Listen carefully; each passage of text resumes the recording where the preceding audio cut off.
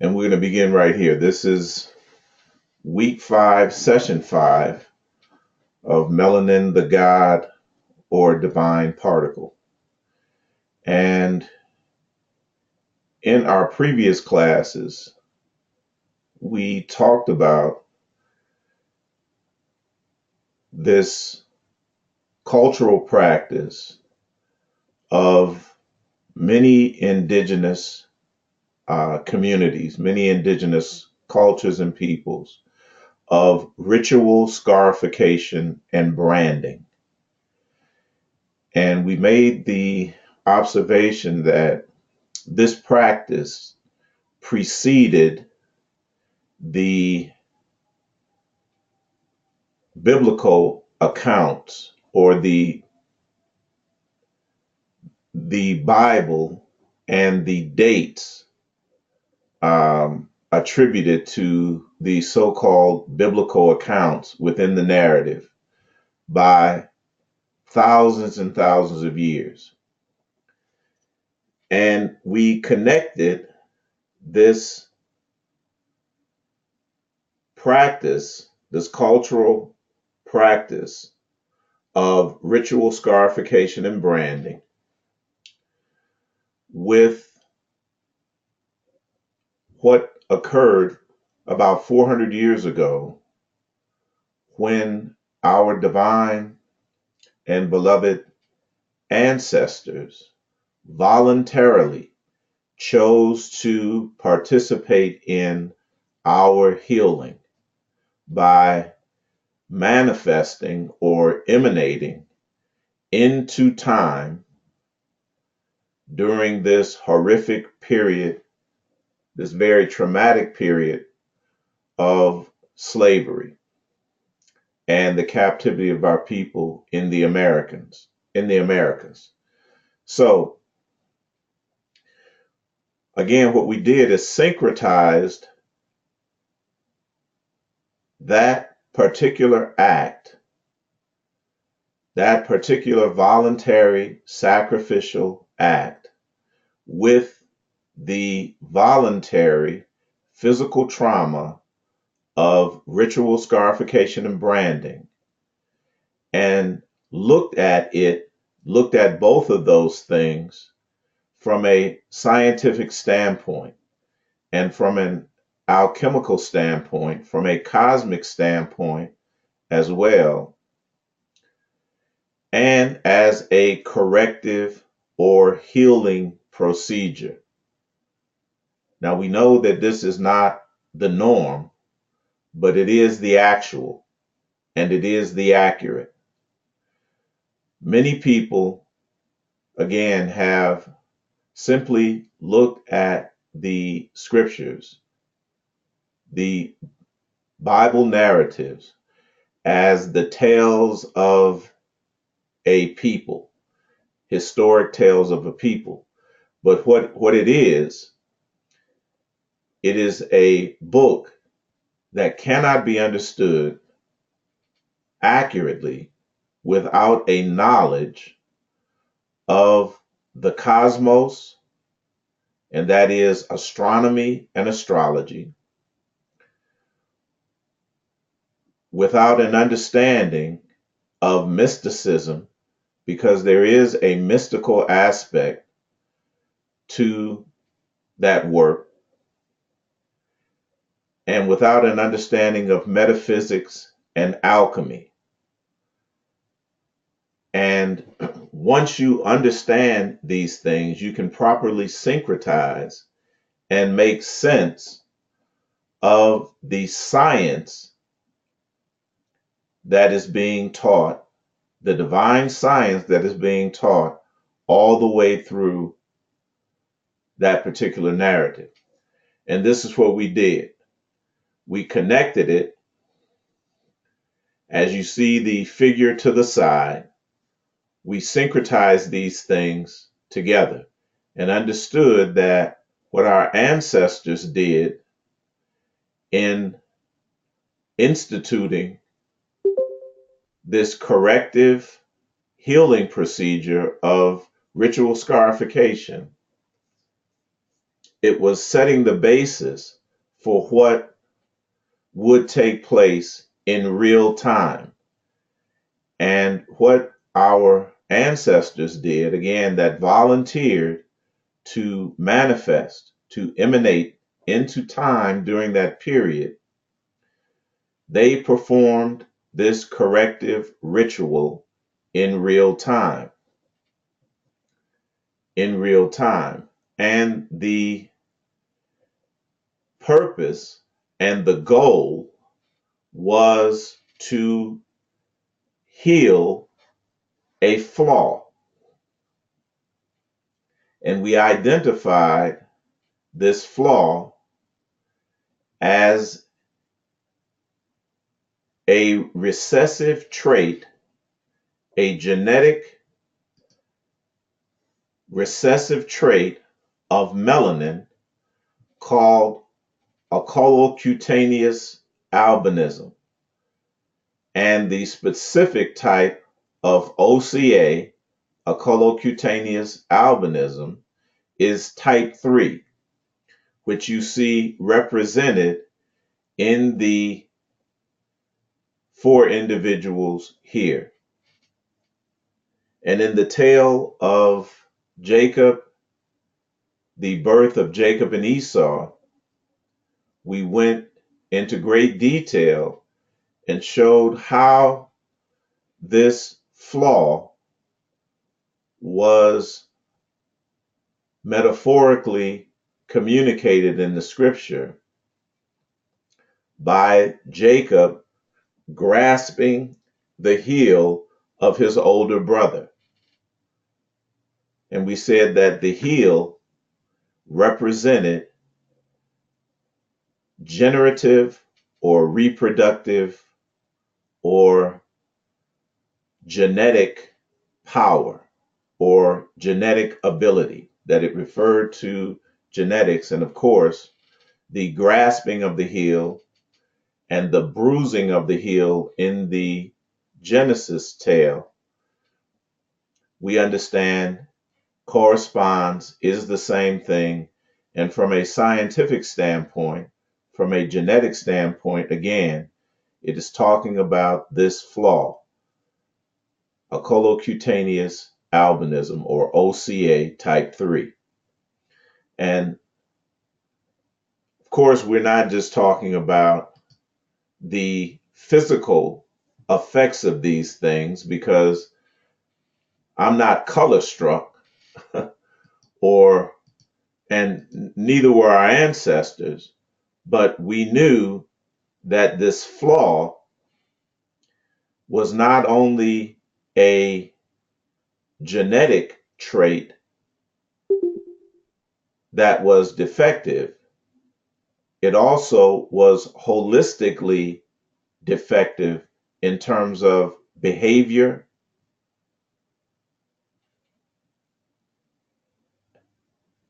and in terms of the spirit, or what we refer to as the energetic aspects of melanin.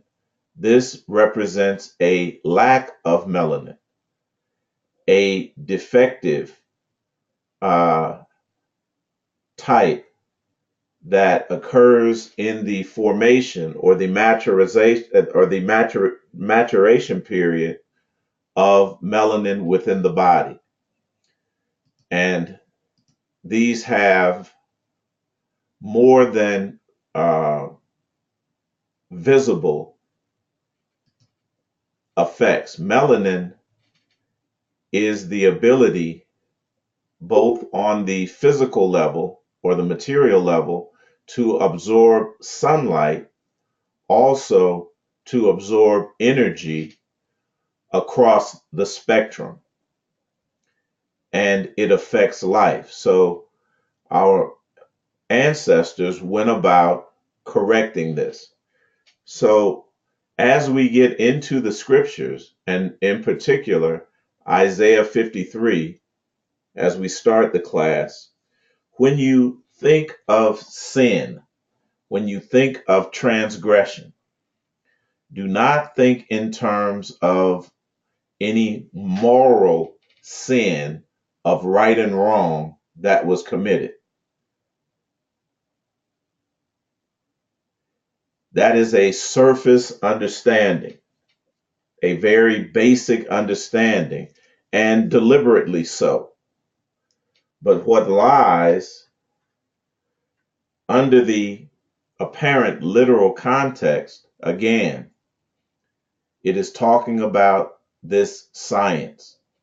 And Isaiah 53, and the reason that we're starting here, is always and often, uh, I should say, often, if not always, uh, attributed to the caricature Jesus Christ.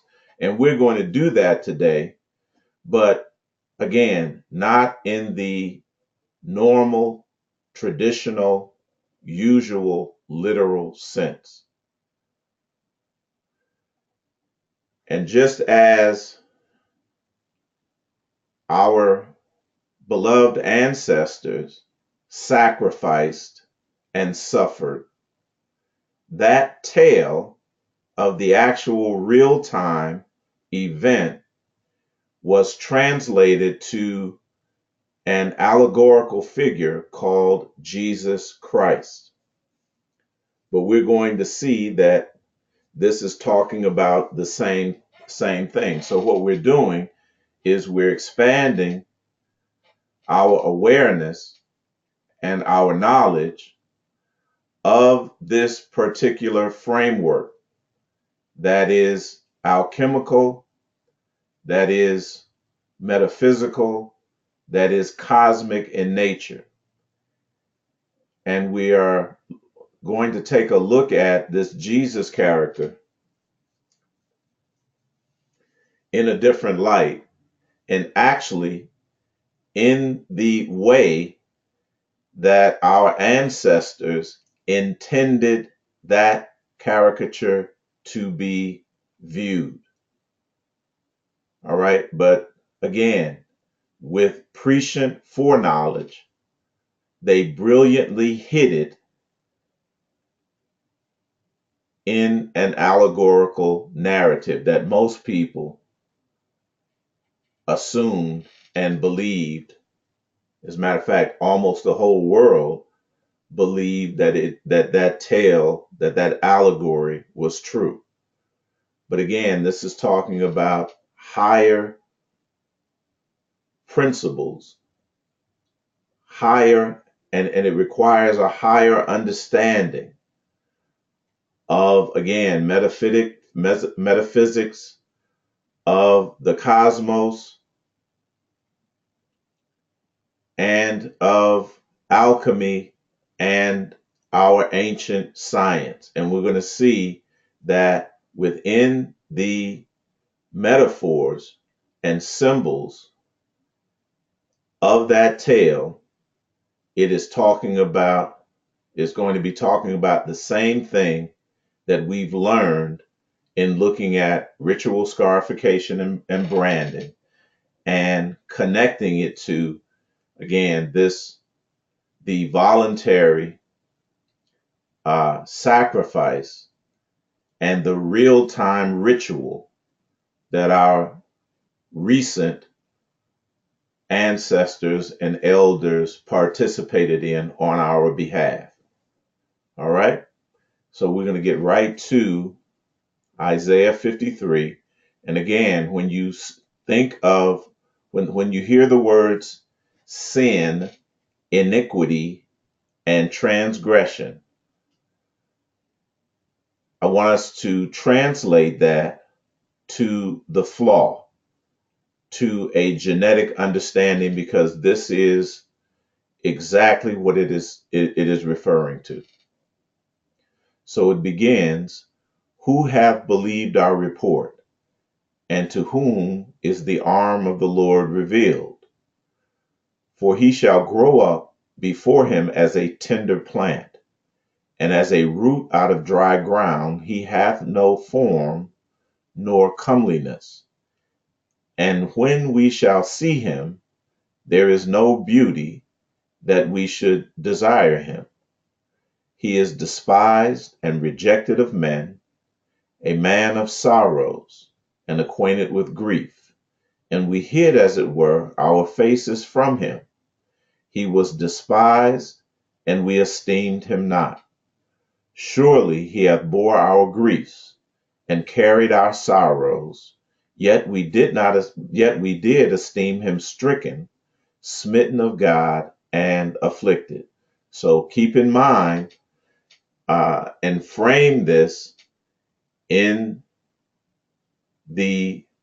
this period of slavery and affliction and captivity that we went through in the Americas, and you'll find out that it syncs right up. For he was wounded for our transgressions. Again, what they went through was a corrective procedure. And again, he was bruised from our iniquities. The chastisement of our peace was upon him. And look at this. And with his stripes, we are healed. So we see the stripes of scarification, these marks on the skin. And we looked at in the last class the markings on the back from scourgings and whippings, and the marks upon the skin from branding and from brutal treatment. We must keep in mind that it was an alchemical, metaphysical, cosmic process, corrective process. Voluntary physical trauma in real time as a corrective healing procedure. And this is exactly the language that this is couched in. We all, like sheep, have gone astray. Now, again, we had a teaching on genetics that involved sheep and goats, if we remember. And in the story of Jacob, it talked about genetics first in terms of human genetics and then in terms of animal genetics. Again, for the purpose of making our understanding complete. We have turned everyone to his own way, and the Lord hath laid on him the iniquity of us all. He was oppressed and he was afflicted, yet he opened not his mouth. This is very important. If individuals were on the call today, earlier, they understand why the mouth was not open. And he is brought as a lamb to the slaughter. And again, later we're going to connect in this session. We're going to connect this language, this particular language that this is referring to. And as a sheep before her shearers is dumb, so he openeth not his mouth.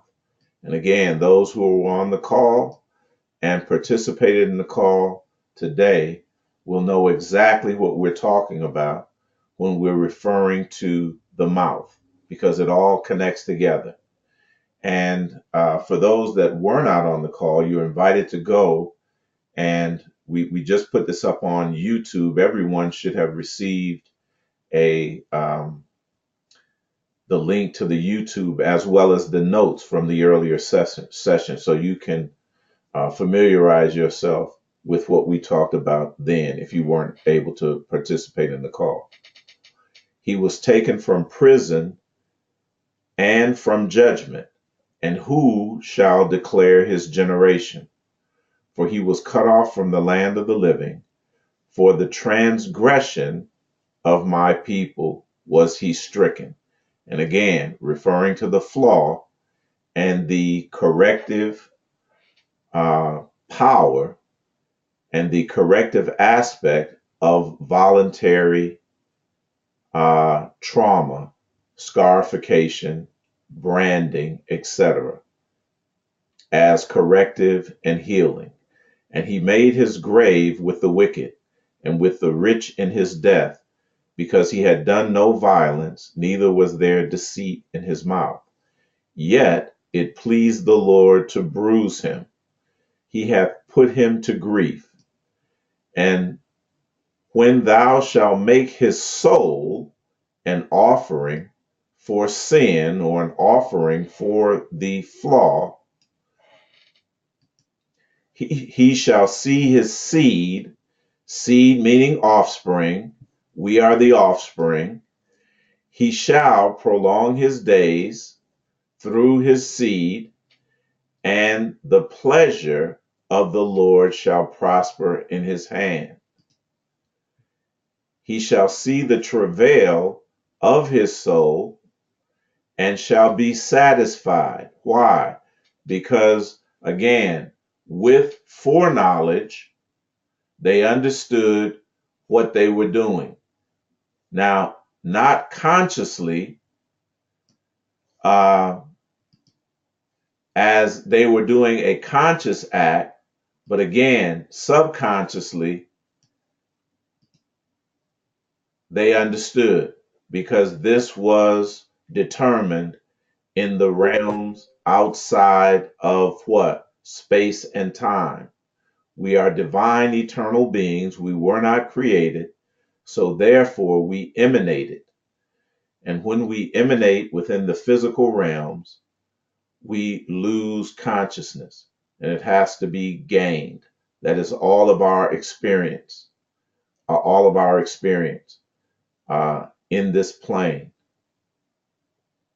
And again, by his knowledge shall my righteous servant justify many, for he shall bear their iniquities. In other words, he shall perform this corrective, healing, alchemical, metaphysical, cosmic procedure in real time. All right? Therefore will I divide him a portion with the great, and he shall divide the spoil with the strong, because he hath poured out his soul unto death, and he was numbered with the transgressors. And he bare the sin of many, and made intercession for the transgressors. So, again, very powerful scripture, and it connects what we talked about in the prior classes up with this caricature called Jesus Christ. A little reminder: if you wish to understand the universe, think of energy, frequency, and vibration. Think of energy, frequency, and vibration. And we're going to go into the study of this. Colossians 1:18 and 19, and he, referring to the Jesus character, is the head of the body, the church, who is the beginning, the firstborn from the dead, that in all things he might have preeminence. For it pleased the Father that in him should all fullness dwell. Again, Colossians 2:9 and 10, for in him dwelleth all the fullness of the Godhead bodily, and ye are complete in him, which is the head of all principality and power. Again, when we think of Jesus, or we think of anything that we talk about, we have to we have to understand that this is talking about an aspect of ourselves. So again, we emanated into these realms.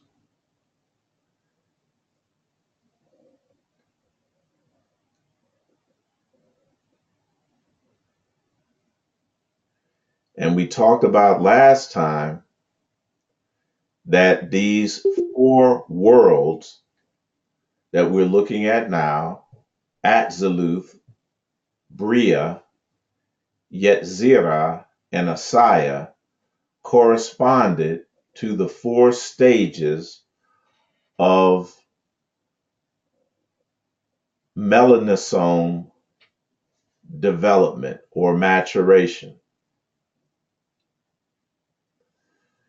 The maturation of the melanosome, that is the cell that produces melanin, goes through four complete stages to deliver the melanin to the surface of the skin. So it emanates, the process begins in the nucleus and emanates from the nucleus through these branches called dendrites and are transmitted through a process to the skin. All right.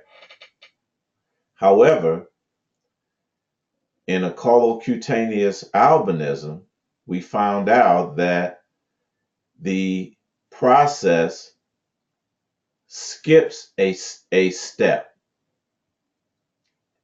It skips the first step of the process and goes directly to the second step of the process, and thus causing an incomplete maturation or a colocutaneous albinism type 3, which we refer to as a flaw or transgression. Skipping a step is a transgression.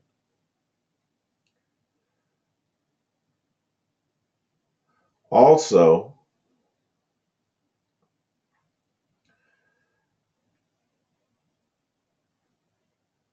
dark matter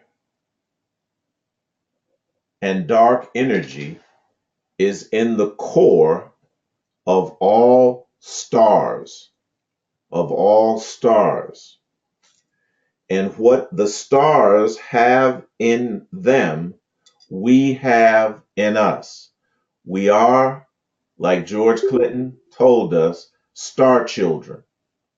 All of us are star childs. And the same way, from a cosmic level, or from a cosmic perspective, we emanate from the nucleus of stars. The star in Hebrew is the word kokav, and the root of that is kava. It is related to the word hava, meaning to fall, to plunge, or to descend. So when we look at the four stages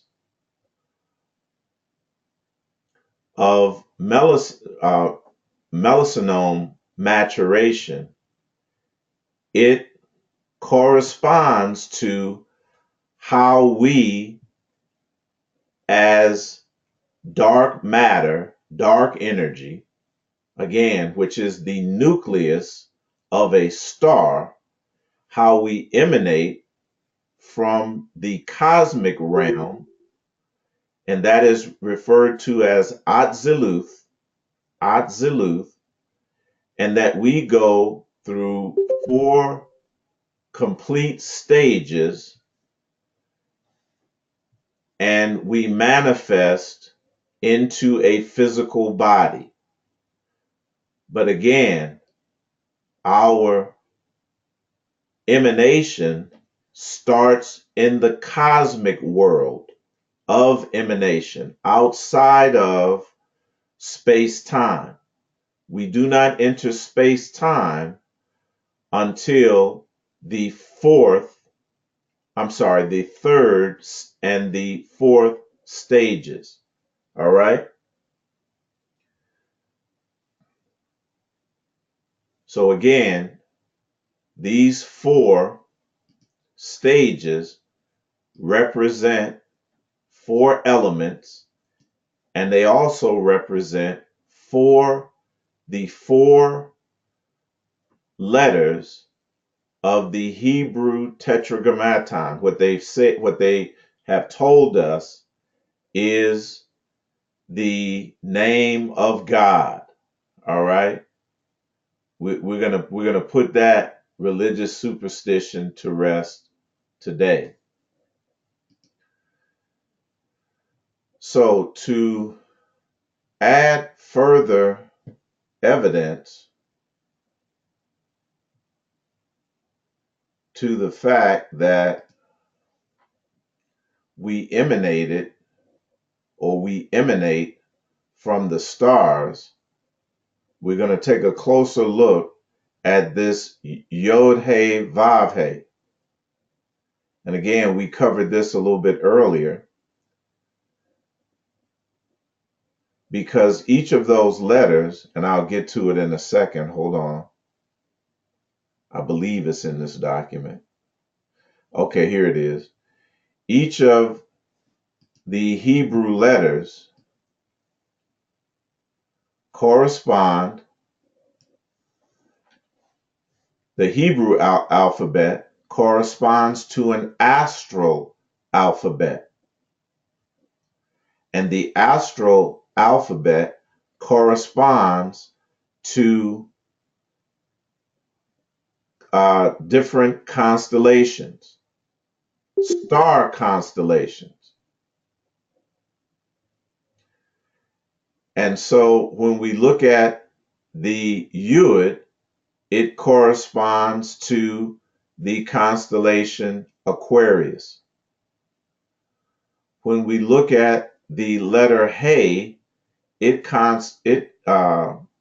corresponds to the constellation and star system Virgo. When we look at the Vav, it corresponds to the star constellation Libra. And again, the He at the end corresponds to Virgo again. And we're looking here at the bottom right of the page, Psalms 19, written in the corresponding and the elemental astral language. All right? So don't think it's strange that I'm talking about that we come from stars. You can see the correspondence right here. All right? So, just as, again,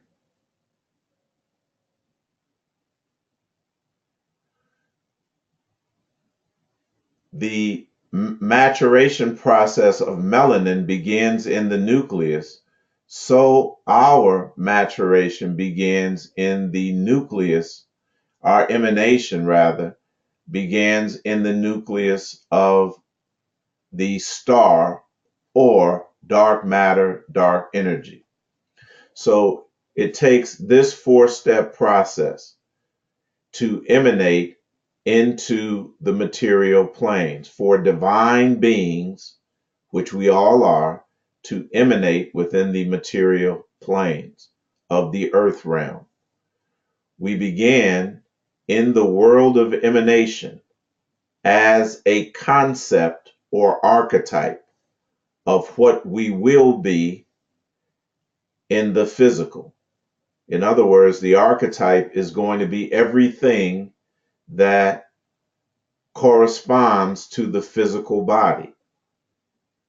In our case, a head,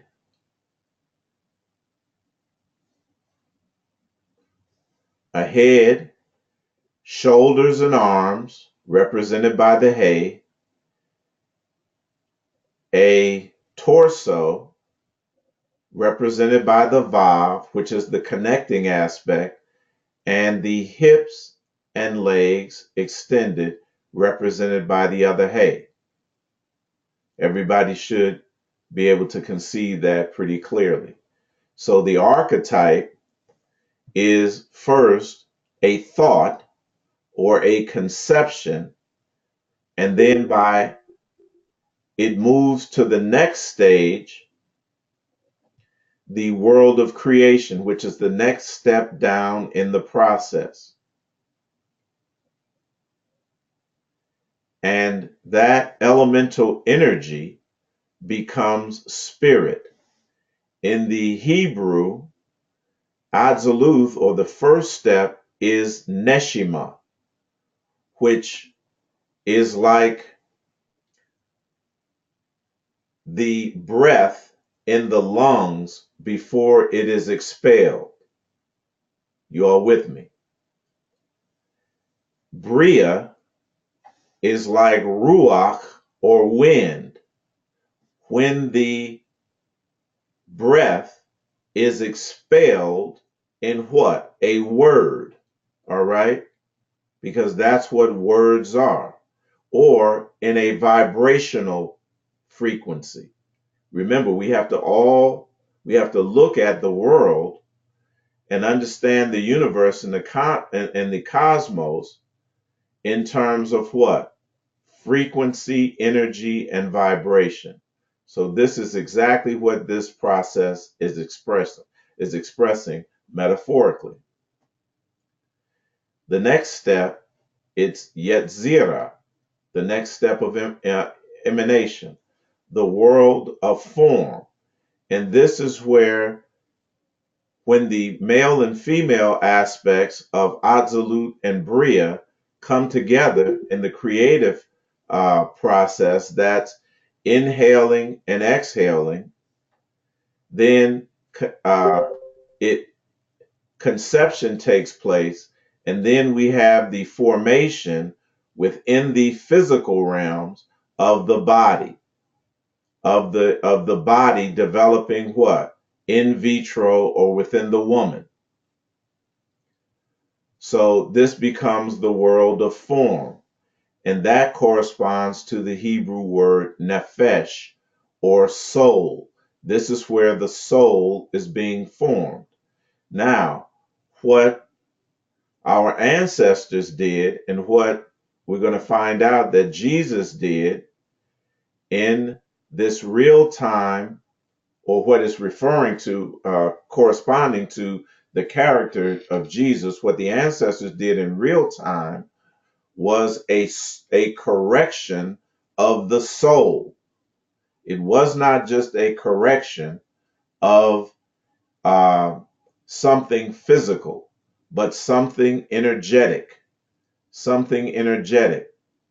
And we know that when you bypass, again, if you would bypass the area of archetype, like a colocutaneous albinism does, and just begin at the process of conception, then you're going to have a premature or incomplete product, or an incomplete soul, or an incomplete heart, or an incomplete form.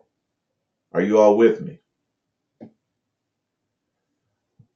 The last step is the birth of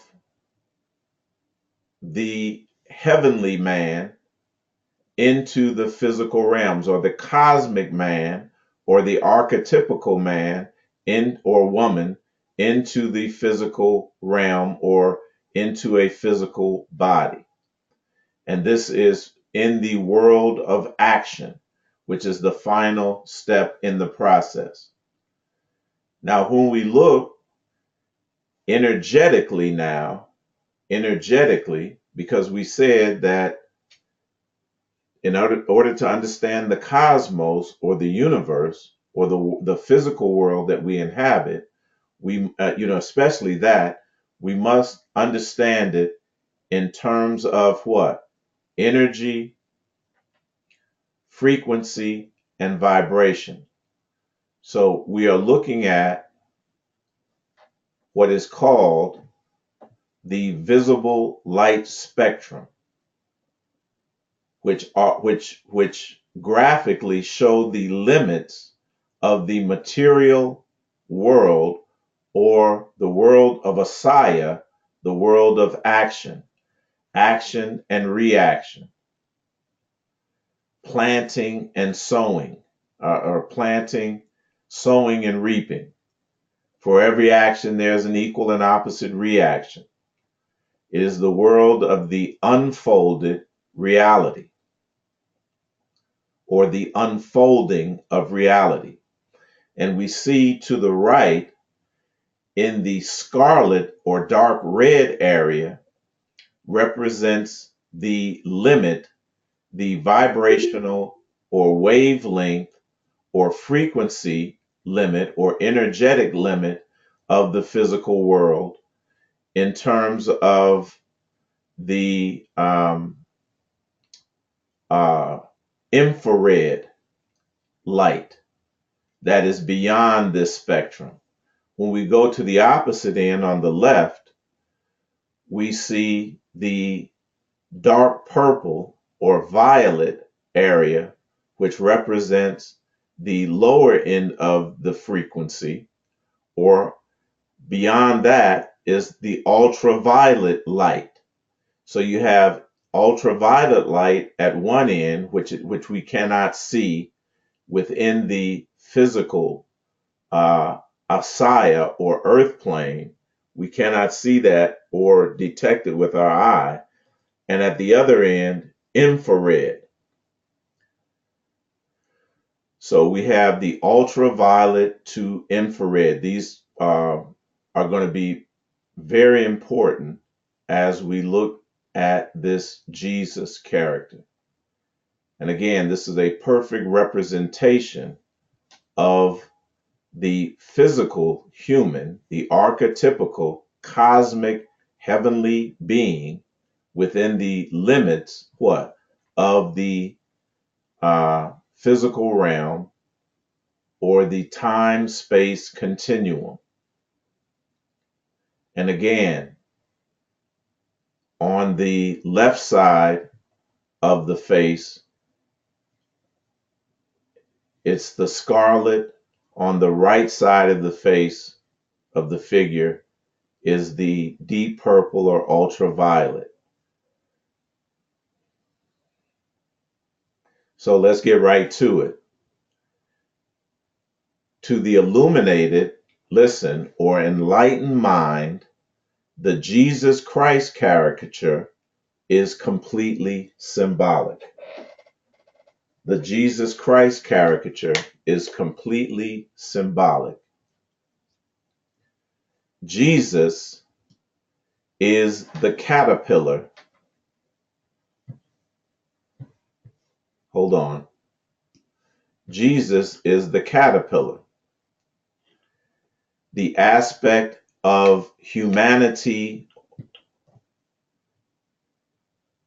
as opposed to the Christ, the butterfly, the divinity or the divine aspect. These are two diametrically different and opposed natures contained in one body. And each of us, divine archetypical beings, or the other word is indigenous people or aboriginal people, we share this same aspect of the two natures, one divine, one human, in one body. The divine aspect, again, was developed and it corresponds to Aziluth,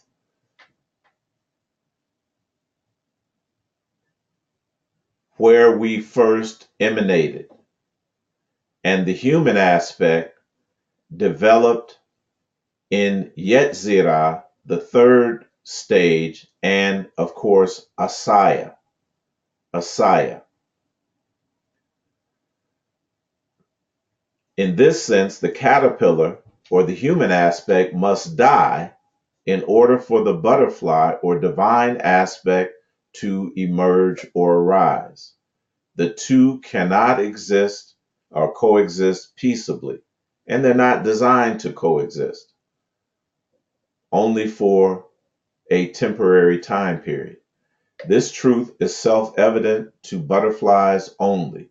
Again, this is an enlightened, this is a perception of the Jesus Christ caricature from an illuminated or enlightened perspective. So, this truth is self evident to butterflies only.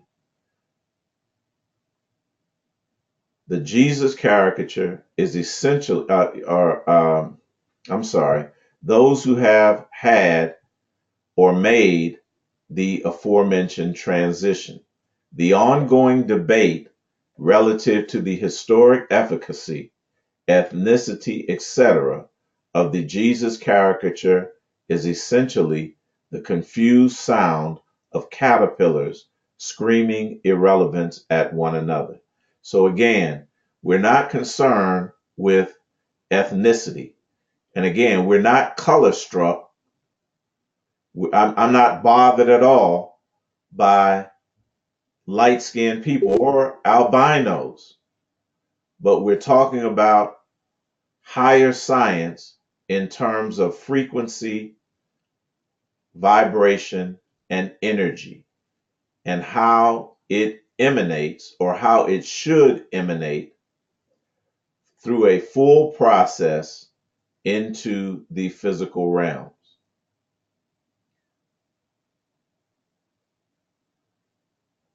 The origin of the rainbow chakras, and again, we're looking at these colors, scarlet to what?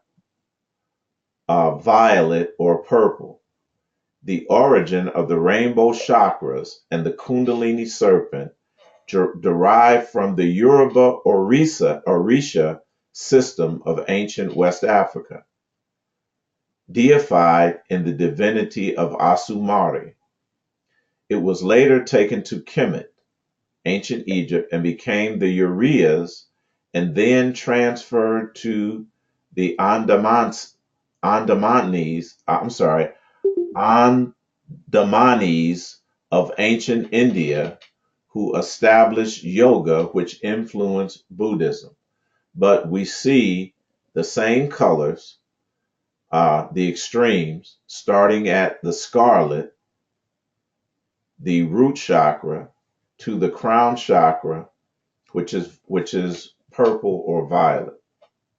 The urias or serpent crown, shown in Egyptian and Nubian royalty, also known as the nagar or negus, amongst many indigenous African cultures, the uraeus is a symbol of wisdom, power, and protection.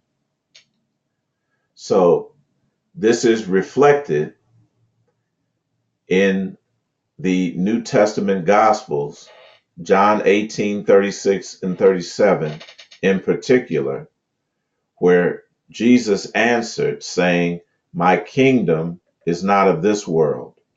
If my kingdom were of this world, then would my servants fight, that I should not be delivered to the Jews. But now is my kingdom not from hence." So a king wears a crown. He's saying that I'm not going to wear an earthly crown. I'm going to be crowned another way. Pilate therefore said unto him, "Art thou a king then?" Jesus answered, "Thou sayest that I am a king. To this end I was born, and to this end we were all born." To what? Activate these chakras and crown. "And for this cause I came into the world, that I should bear witness unto the truth. Everyone that is of the truth heareth my voice." So we're going to get into the scriptures and make this connection between the visible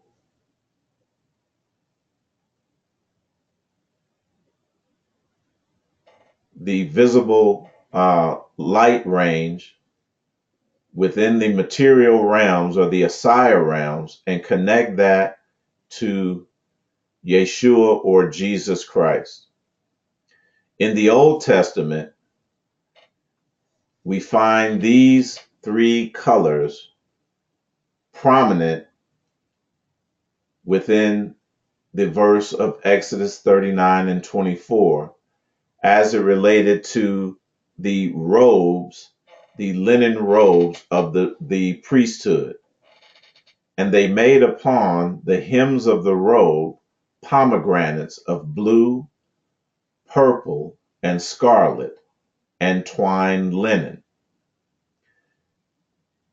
Switching ahead to Matthew 27 and 8, when it's talking about, in context, the humiliation of the Jesus caricature prior to his death. And they stripped him and put on him a scarlet robe.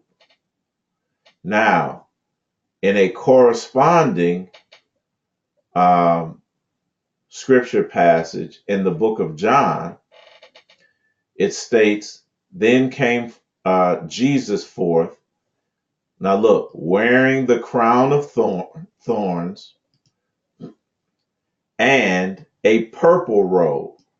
So in one account, it says a scarlet robe. In the other account, it says a purple robe. But we're going to see that this is not a mistake. And many of you all that are familiar with the chakra systems already understand that it is not a mistake already.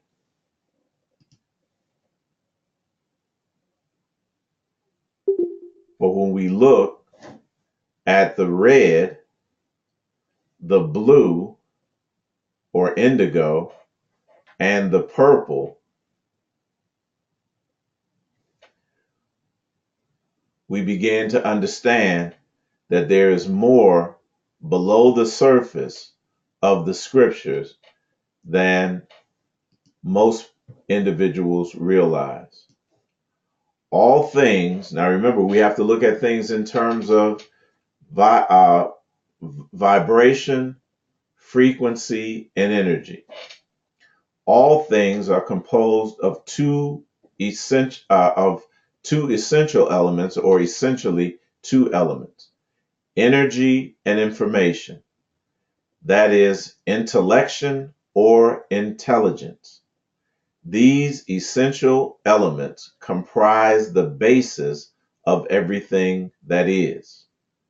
The chakras are nerve plexuses, or centers of force, energy, and consciousness, information, and intelligence, located within the body of man. In the physical body, and okay, we're going to go back now to where we began, that the Yud He and the Vav He what? Correspond not only to the physical body, but corresponds to the cosmic body or the astral bodies, right? That exist or existed before emanation.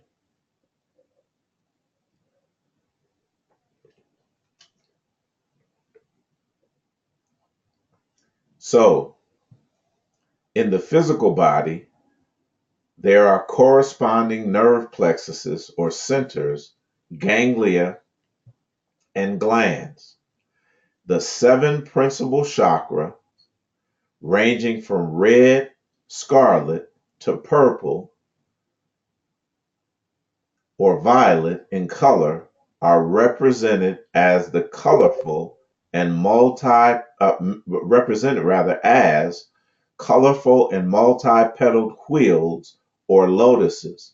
These are the pomegranates that were on the robe that was being referred to in Exodus 39 and 24.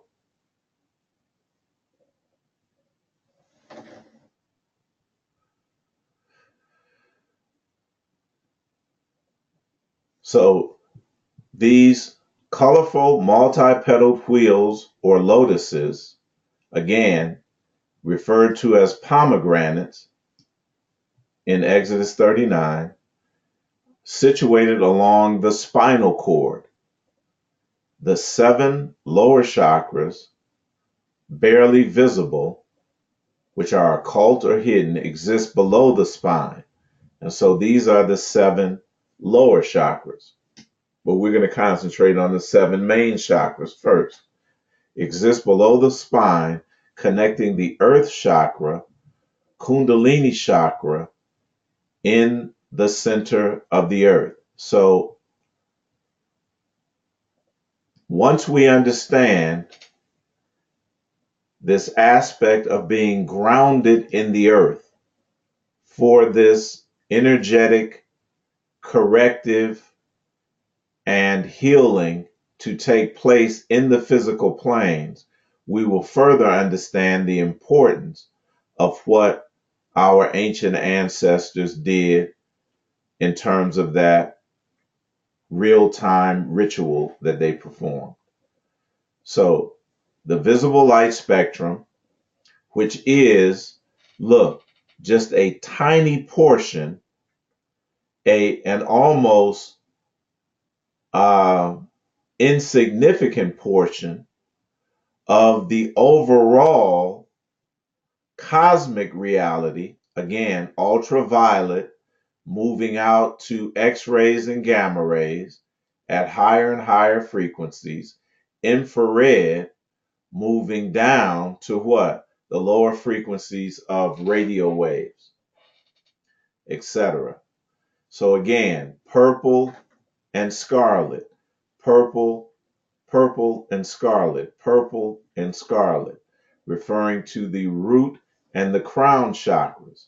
So whatever we understand this suffering servant, again, corresponding to Jesus, was doing, just by the narrative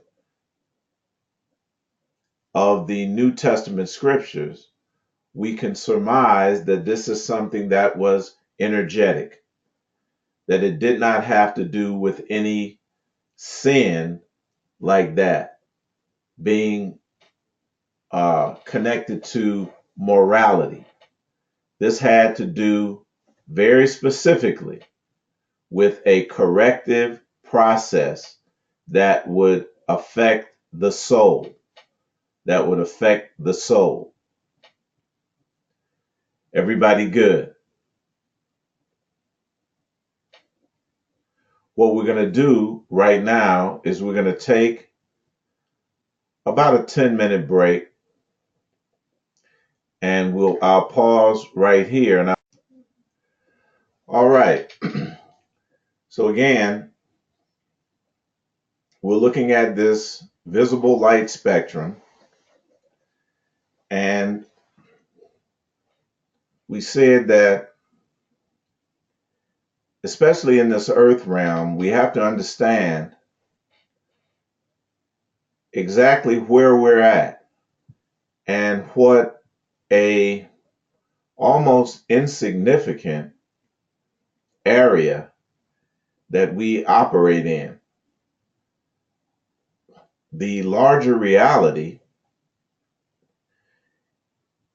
as we can see, is to the left of the ultraviolet, or to the right of the ultraviolet spectrum, and to the left of the infrared spectrum as it's shown here. And the visible light spectrum of the cosmos corresponds again, and we never want to forget, to our bodies. Because although we exist outside of the visible light spectrum as well, we are experiencing currently reality within the body, which places us um, within this light spectrum. Again, represented by the scarlet or lower frequency limit of the root chakra to the violet or high frequency or purple or high frequency crown chakra. When we talk in terms of robes, and this is something that we're going to get into in a subsequent class because we're going a little bit in a little bit different direction now, but we'll mention it. The word that in Exodus is translated, the Hebrew word translated robes, is the word ma'il, and it means a covering or a robe, an upper and outer garment, an upper and outer garment. Later on, we're going to get into the different bodies that we have, but for now, we're just going to concentrate on this physical body. And this word robe refers to attributes. And again, this is going to have further application later on. Scarlet and purple, again, at the extremities, mark the limits or boundaries of mere human or mortal attainment. The word robe in Hebrew, again, is the word ma'il, me'il. It literally means a covering, but in the figurative sense, it means an attribute or attributes, me'ilim. The chakra wheels each correspond to a different spiritual or energetic, as well as physiological, as well as psychological, as well as behavioral attribute. The process of activating the red root chakra or scarlet robe to the blue, that is indigo, third eye or pineal chakra, takes you to the purple. Remember, blue and scarlet equals makes purple. So this is why it was included in the narrative. Takes you to the purple chakra, the purple robe. And again, red combined with blue or indigo equals purple. The crown chakra. Hence, all of the main elements of the Jesus humiliation allegory now come into sharp, observable focus. The principles of truth are seven. He who knows these understandingly possesses the magic key before whose touch all doors of the temple fly open. That is just a complicated way of saying, know thyself. Know yourself. Because when you know yourself, that is the key to the universe. That is the key to understanding everything. So this is why I've listed, and most of us are familiar with the different chakras and attributes. But for those of us that are not, I've entered just some basic ones. They're just elementary, just to give you an idea of these corresponding attributes. When the student is ready, the teacher will appear. That's a Zen proverb. And though the Lord give you the bread of adversity and the water of affliction, again, framing this within the general framework, or putting this within the general framework of the affliction, adversity, and suffering that our ancestors went through. Yet shall not thy teachers be removed into a corner any more, but thine eyes shall see thy teachers. And thine ears shall hear a word behind thee saying, This is the way, walk ye in it. When you turn to the left hand, when you turn to the right hand, and when you turn to the left hand. And we sincerely hope that this is what this class is doing for everyone, that is providing this guidance into knowing yourself. All right. That's the wrong one again. Hold on. So, know thyself, or nothi sioton. This is very important, and it's very critical that we keep this in mind, because as we delve into these subjects, we always want to keep in the forefront of our minds that everything is designed for you to know yourself. So just like when we talked about the so-called name of God, Yud Hey Vav Hey, this is why I chose this as a reminder that we are talking about ourselves. We are learning about ourselves, because that is going to be the key. And that even these four worlds, or four realms, have to do with us in a very personal way, on the pre-molecular level as well as the molecular level. So we want to always keep that thought in the forefront of our mind. The ancient Greek aphorism, know thyself, or nothesioton,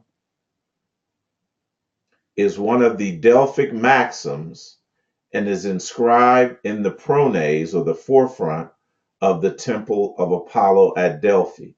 According to the Greek writer Pausanias, the aphorism came from Luxor in ancient Egypt. The aphorism might have come from Luxor in ancient Egypt. Well, you just said it. It did come from Luxor. So what they try to do is attribute this to the Greeks, because most people think that the Greeks are Caucasians. So anything that relates to ancient Africa, they want to attribute it. Any great knowledge, they want to attribute it.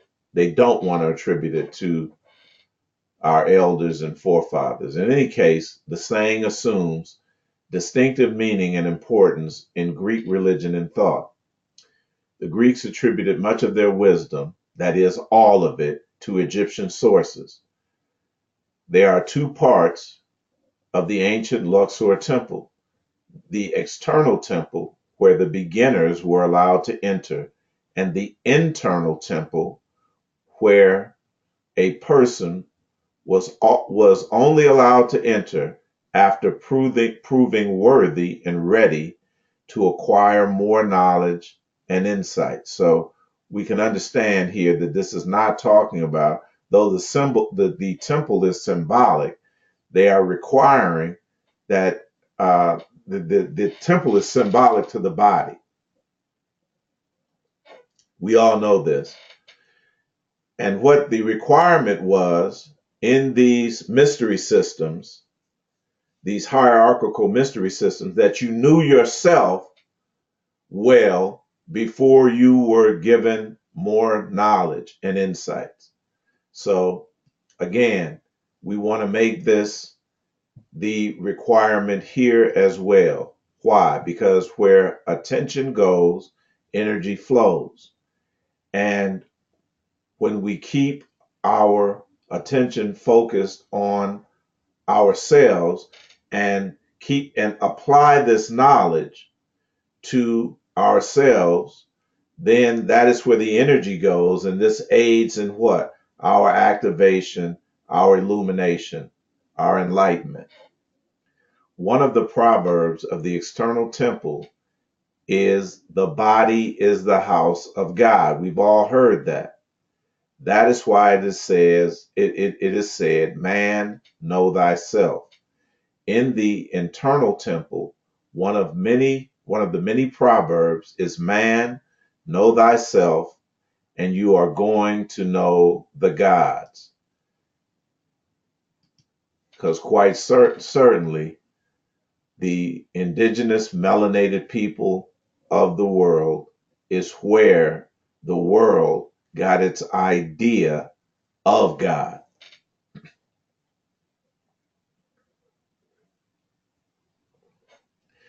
So we want to look at the process. Again, we might have gone over this, but I want to look at it again. The process by which we teach beyond the surface or above the surface understanding. And again, when we talk about the mystery schools around the world, uh, in Kemet, in Greek, in the Indus Valley, and in Sumerian societies, this is how they were structured. That as you go to the top, knowledge increased. As you go down, knowledge decreases. All right? So the Kabbalistic system has a term called pardes. All right? Pardes. And it refers to the types of approaches to biblical exegesis in rabbinic Judaism. And of course, this again, they want to credit this to rabbinic Judaism, but this system predates rabbinic Judaism by eons. It refers to interpretation of the text of the Torah or the Bible in general. The term sometimes also spelled capital P for a reason, small a, capital R, D, small e, capital S, again, 4 letters that correspond to what? 4 levels, 4 realms, all right? The Yud He Vav He is an acronym formed from the initials of the following 4 approaches.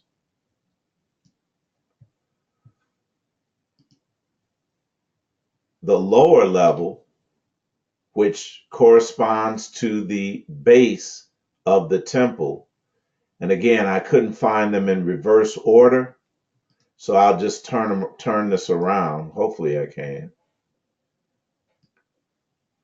Well, I can't even do that. Let me see if I can do that. It won't allow me. Anyway, it corresponds to the base level or a basic understanding, an elementary understanding of spiritual things.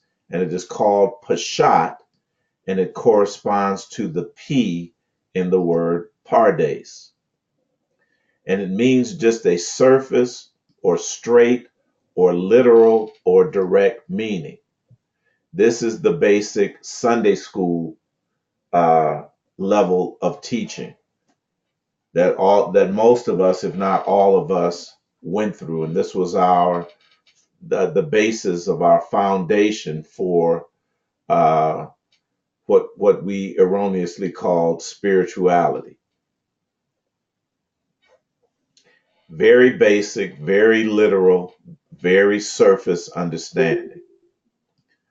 The R corresponds to the word remez, which is a slightly higher understanding, and it literally means hints.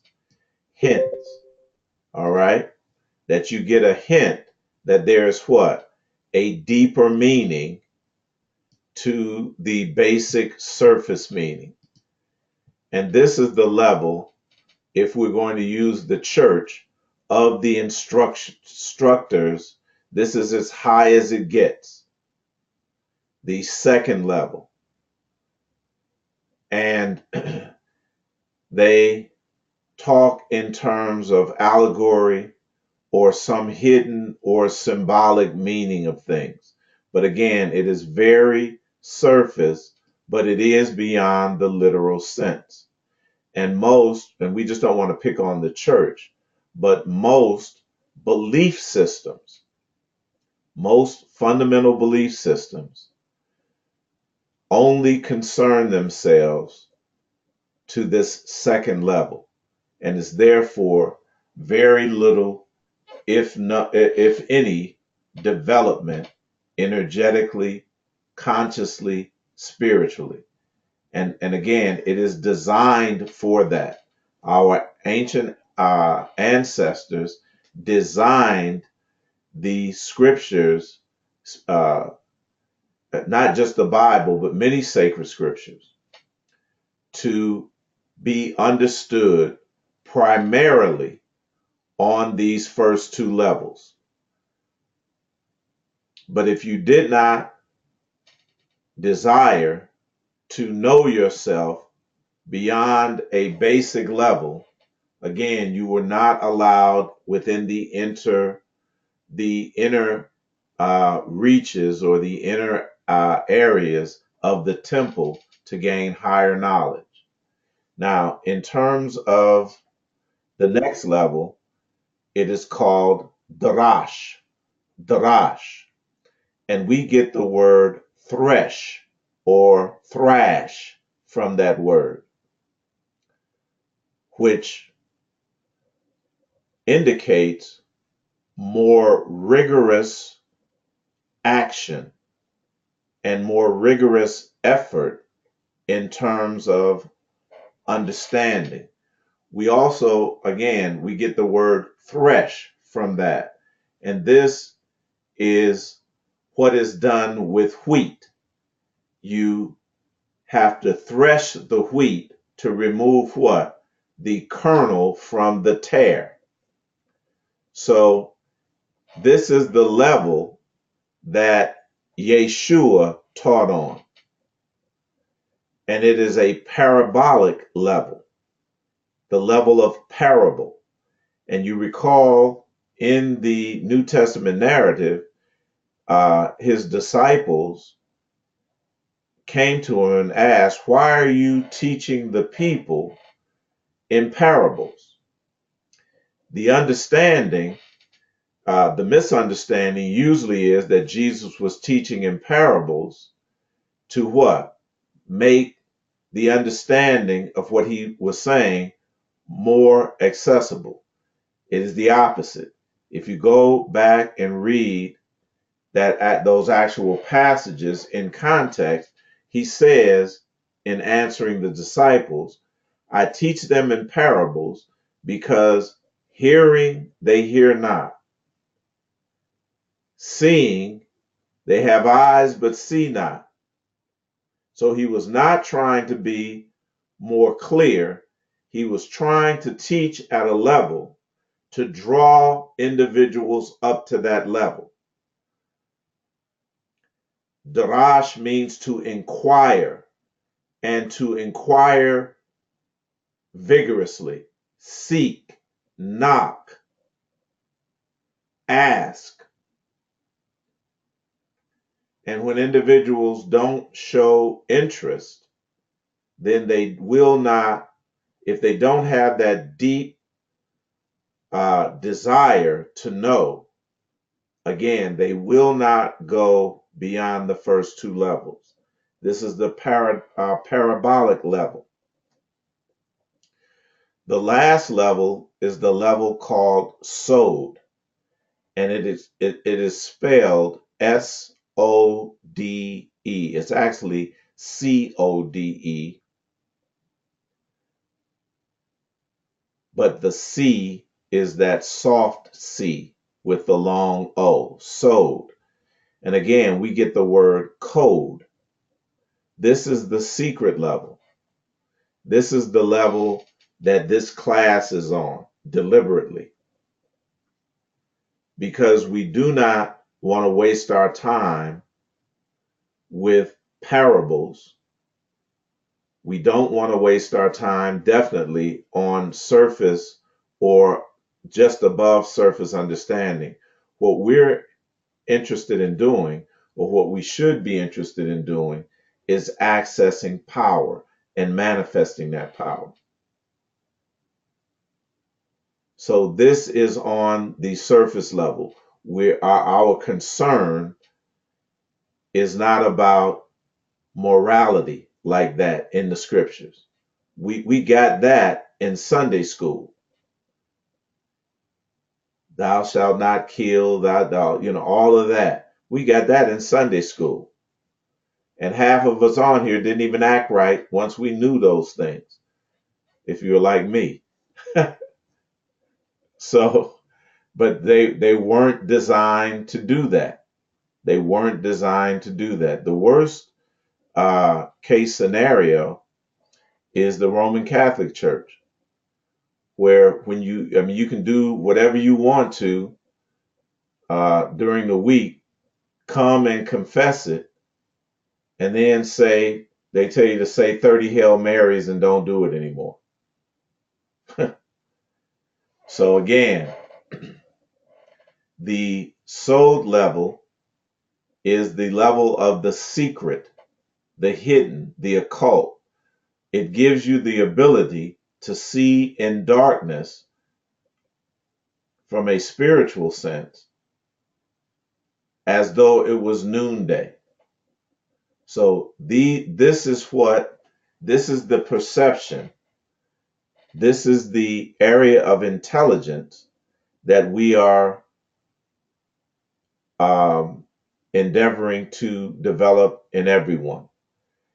And it is the level of inspiration, intuition, and revelation.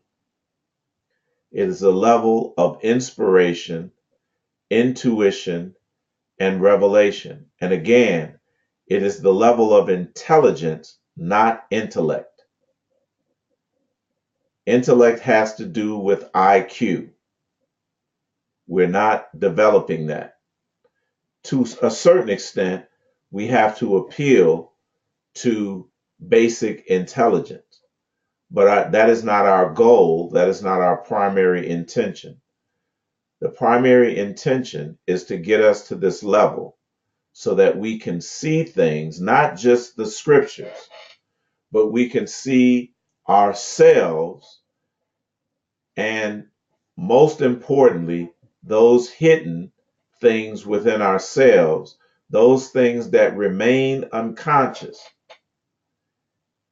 in ourselves, and to bring those things to light and to activate those areas that lie dormant but that are essential to what? Our conscious life and ability within the earth planes. The Hebrew word pardes literally means orchard. Now I know in the scriptures they talk about a garden, but they also talk about trees, correct? So the difference between, you can have an orchard in your garden. So the trees referred to knowledge. They referred to knowledge, and we understand when we uh, took a look at those living trees that made up our bodies, we understood perfectly that the trees of the garden were what? Referring to things again that were in us. In the same way, when we look at the Christ figure, like we said at the beginning, we should see that Christ figure, we should see us in that figure. And we should also, and this is the point of this particular session, we should also see our ancestors and what they did during that horrific period of slavery. So all of these things, again, are going to refer back to ourselves. And we have to get into the habit of doing that because our training, by and large, has caused us to look at spiritual things, especially as it relates to the Bible, especially as it relates to all sacred texts or most sacred texts that we're familiar with in the West, that we've been entrained and programmed to look outside of ourselves. This should be empowering to every one of us that are on this call because we have within ourselves the ability to do what? Save ourselves, to heal ourselves, to restore ourselves, to redeem ourselves. All of those things that we've attributed to other individuals and to the God of the Bible, this is referring to us. This is all within us. The cosmos is within us, as above, so below. And we have the knowledge within us as well. We have that intrinsic knowledge. You're going to find out that as we move through the session, that there's going to come a point where the learning aspect is sublimated by the remembering aspect. If the things that we are covering, if they appeal to you, if they activate something in you, that is stating that it must be in you to be activated. So again, we're going to understand that the teacher ultimately is going to be you. It is ultimately the lessons, the knowledge, all of that is in you.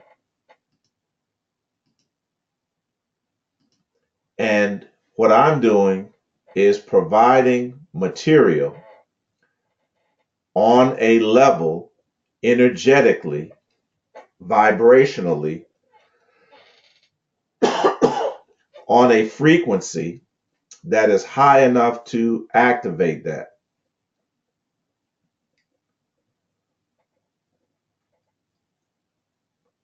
So we're going to go back to where we began. If you wish to understand the universe, think of energy, frequency, and vibration. And so we're going to end here and again open this up for questions and comments at this point.